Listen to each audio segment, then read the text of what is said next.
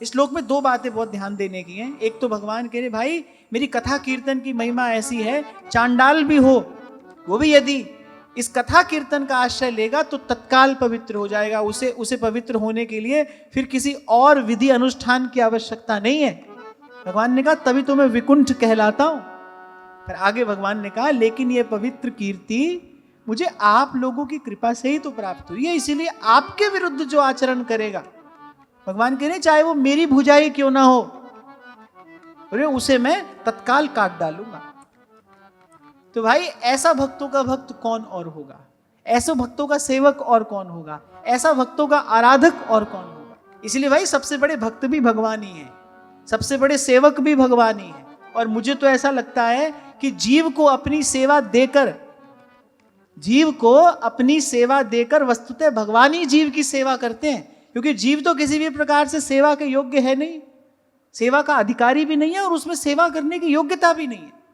मैं कई बार आपसे कहता हूं ना 32 अपराध सेवा के बताए गए हैं, और यदि मैं आपको बताऊं तो आपको लगेगा भाई 32 के 32 हमसे रोज होते हैं, 32 के 32 अपराध किसी ना किसी प्रकार हमसे रोज होते हैं, पर फिर भी प्रभु तो उस ओर ध्यान नहीं देते, हमें सेवा में रखा ही तो है।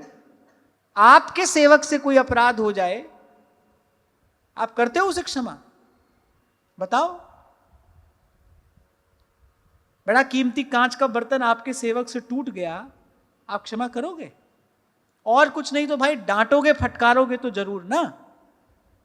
और 2-4 बार उससे गलती हो जाए फिर तो आप कहोगे भैया तुम जाओ, तुमसे काम नहीं होगा। लेकिन यहां देखो प्रभु का स्वभाव कैसा है, पहले तो हमको सेवा दी, नितांत अयोग्य और पात्र न होने पर भी पहले तो प्रभु सेवा देते हैं, फिर रोज रोज हमारे अपराध सहते हैं, हर रोज भगवान हमारे अपराध सहते हैं। अच्छा सहते भी हैं कुछ कहते भी नहीं, हम तो सहते भी नहीं है और कहे बिना रहते भी नहीं है, प्रभु सहते भी हैं और कुछ कहते भी नहीं है, कुछ नहीं कहते। जीव के अनंत अनंत अपराध सहन करते हैं भगवान। तभी ध्रुवदास जी ने कहा कि अवगुण करे समुद्र सम। ध्रुवदास जी कह रहे भाई कहां तक गिने हम अपने अवगुण।